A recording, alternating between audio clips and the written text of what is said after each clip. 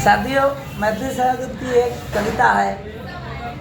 तप्त हृदय को सरस हृदय से जो सहला दे मित्र वही हो, प्रिय वियोग संतप्त चित्त को जो दहला दे मित्र वही है। हमारे साथ हैं मनीष भाई, जो मेरे 30 साल पुराने दोस्त हैं। और आज मैं गोंडा आया था तो सोचा मिला के मनीष भाई, हम लोगों की दोस्ती कितना समय हो गया? आपका कहना सही है। हम लोग करीब 30 साल हो गया ना।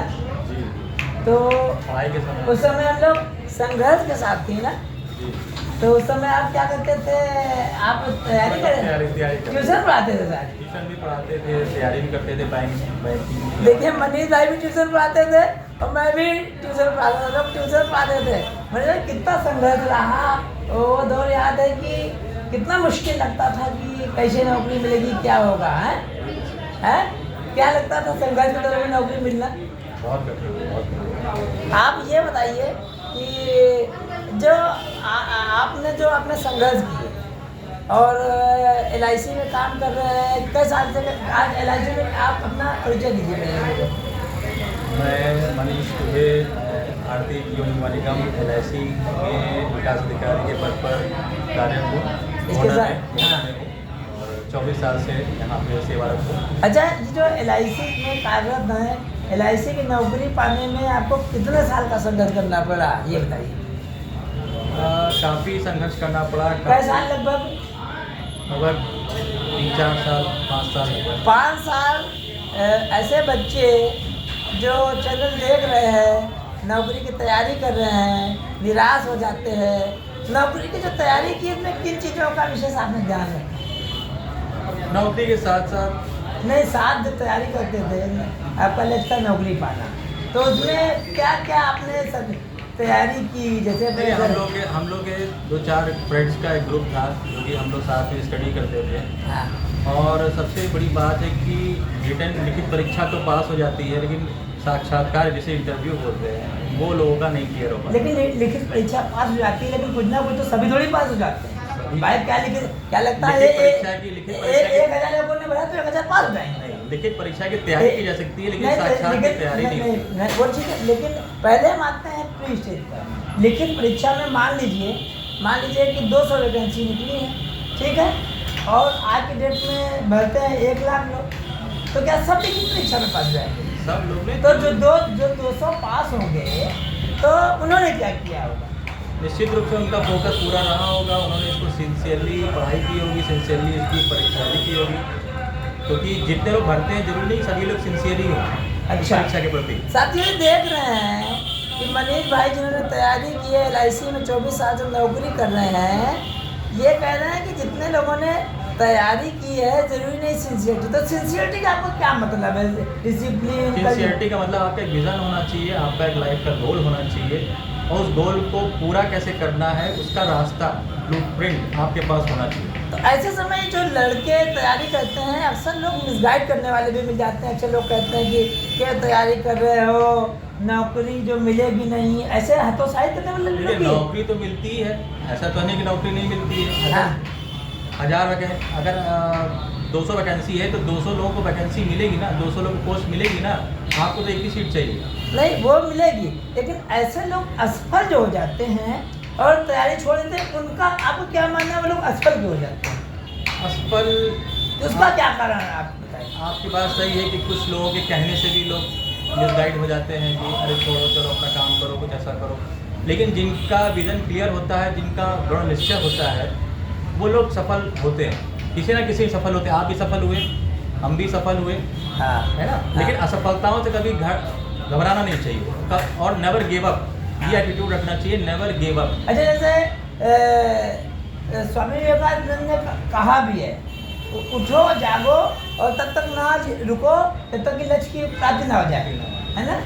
और जैसे हम लोग कलाम साहब को पढ़ते हैं कि 8 साल की उम्र में साइंटिस्ट तो वो बाद में बने, लेकिन जब उन्होंने अपने पिता को नाव बनाते हुए देखा, तभी उनके अंदर साइंटिस्ट का दिमाग था।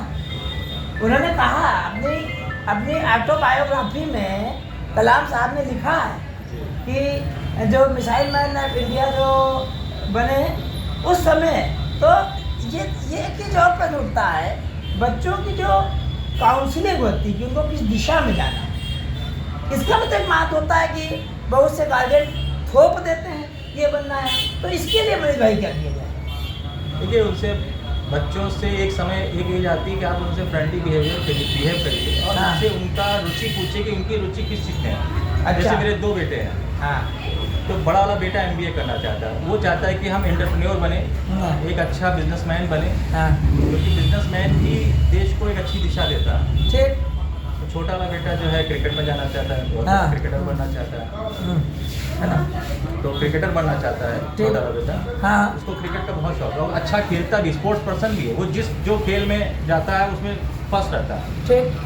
तो अब मुझे देखना है कि कोई अच्छा सा क्रिकेट अकेडमी हो या क्रिकेट स्पोर्ट्स कॉलेज हो, मैं उसको उसमें डालूँ, ठीक। क्योंकि उसमें जो उसकी जो पॉजिटिव चीज़ है उसको मैं आगे बढ़ाना है, ना कि मैं उसे कहूँ कि तुम BSc करके और चलिए, नौकरी ये तो करो। आप जब तो आप गार्जियन को क्या कहना चाहेंगे इसमें? गार्जियन से यही कहना चाहेंगे, अपने बच्चे के पोटेंशियल को समझिए, जानिए, और जिस चीज़ में वो अच्छा कर सकता है, जिसकी उसकी रुचि है, उसी क्षेत्र में उसको आगे बढ़ाइए।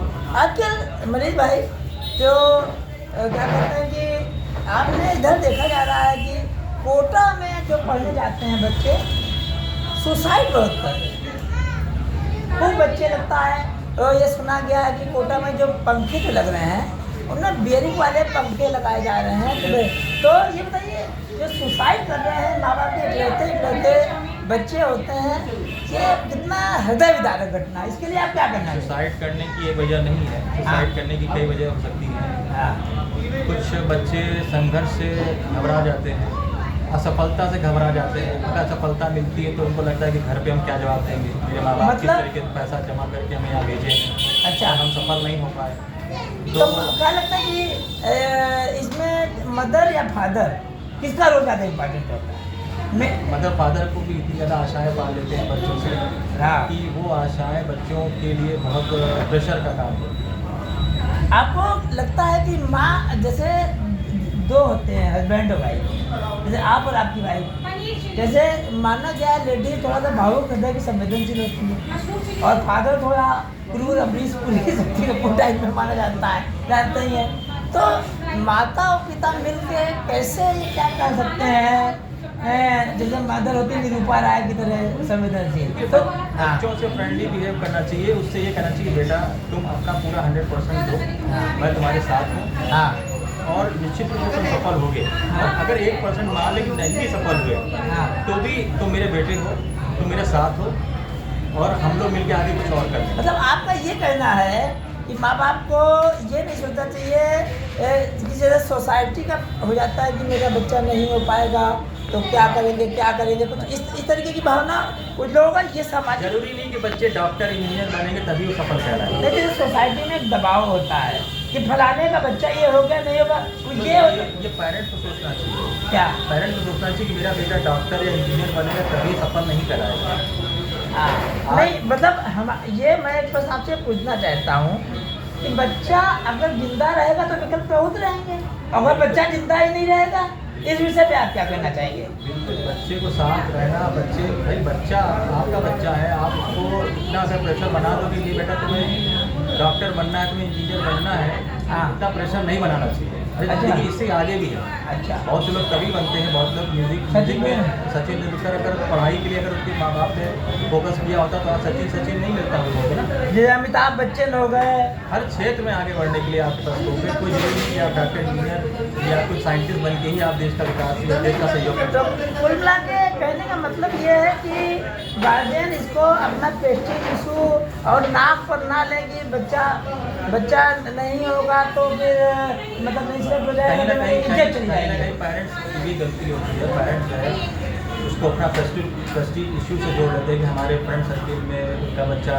देखो नीट निकाल दिया, उनका बच्चे ने। अच्छा, आप बच्चों को क्या संदेश देना रहेंगे माँ बाप मेरे, तो बच्चों को कुछ संदेश दीजिए भाई साहब। बच्चों को मैं यही संदेश देना चाहता हूँ, पहली बात तो जिस क्लास में ये है वो मन लगा के उसको पढ़ें, उसमें आपकी तरफ से 100% दें, हाँ और अपना एक करियर को चुने कि मुझे किस लाइन में आगे बढ़ना चाहिए, और गार्जियन इसमें सहयोग दें। गार्जियन उसमें उसको सहयोग दे, उसमें वो जो अच्छा कर सकता है उसमें उसको आगे बढ़ना चाहिए। अच्छा साथियों, ये हैं भारत के महान समाज सुधारक मनीष दुबे जी। मनीष दुबे जी जो लायन क्लब से जुड़े हुए हैं, बाहर लोगों का सहयोग करते हैं, ब्लाइंड बच्चों के पास जाते हैं, उनको और विकलांग बच्चों को कृत्रिम अंग प्रदान करते हैं, ब्लड डोनेशन। इसके सिवा जितने भी क्षेत्र में किसी गरीब की सेवा करने का मौका मिलता है, एक जाड़े में घूम कर यहाँ गोंडा में यहाँ पोस्टेड हैं मनीष दुबे जी अपना जरा। और ये LIC में भी डेवलपमेंट अफसर है, LIC में डेवलपमेंट अफसर हैं। किसी को भी LIC के काम से या समाज सेवा के काम में कोई ज़रूरत है तो इनसे संपर्क। मनीष दुबे जी जरा अपना नंबर 2 बार बता दीजिए इनको। मेरा नंबर है 9980 हाँ 10023। एक बार 99 180 ये हैं बहुत बड़े समाज सुधारक मनीष दुबे जी, जो सिंपल परिवेश में रह के पढ़े हैं, लखनऊ के रहने वाले हैं और अपनी जो है ट्यूशन पढ़ा के खुद पढ़े हैं, आज गोंडा में हैं और सब, लेकिन अपनी औकात नहीं भूले हैं, गरीबों की मदद करते हैं। जैसे कि बहुत लोग अपनी औकात भूल जाते हैं, सिर्फ व्हाट्सएप पर मैसेज करते हैं, करते कुछ नहीं है। साथियों इसी के साथ में इजाज़त देता हूँ, मिलता हूँ।